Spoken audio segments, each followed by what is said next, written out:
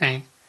पण यानंतर निवडणुका ज्या येतील, कुठे विधान परिषदेच्या असतील किंवा उद्या महाराष्ट्राच्या असतील, तर तिथं आपण कुठे यांना अक्रोशित करू.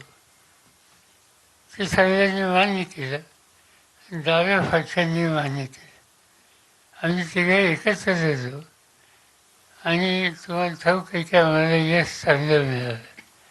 त्यामुळे माझ्या मनात एक गोष्ट होती की संधी आली तर डाव्यांचा कुठेच विचार करावा.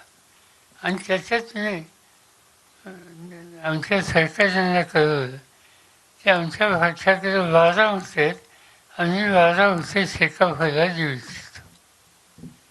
त्याच वेळेला काँग्रेसकडे मतं जास्त होती.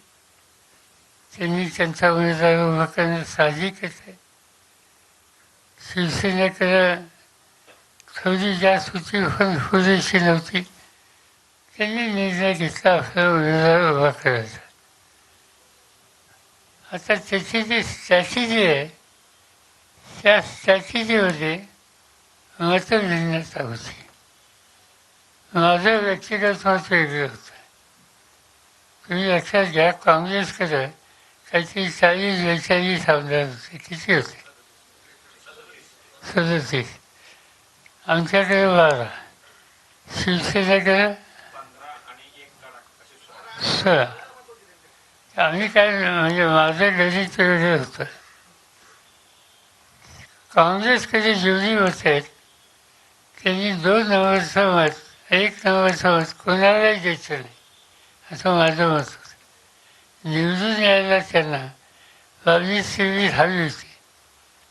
माझी सूचना होती, तुम्ही तुमच्या अडचणी काय असतील ती सगळी तुम्हाला घ्या 1 नंबरची, आणि 2 नंबर 50% शेकाफला द्या, 50% शिवसेनेला द्या.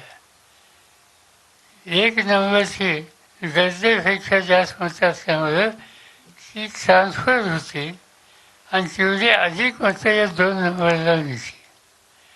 आणि 2 नंबरने आपलं पहिलं मत हे सेनेला द्यावं आणि सेनेच्या 2 नंबरने पहिलं मत शेकाफला द्यावं.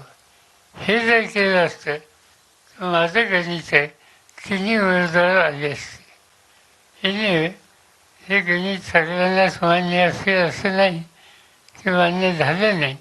आणि त्याचा थोडं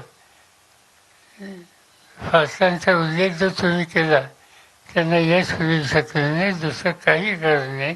कुणी कुणाला फसवलं नाही. फक्त स्ट्रॅटेजी कशी असावी या संबंधीची मतभिन्नता होती, एवढंच. दुसरा काय होत? हो.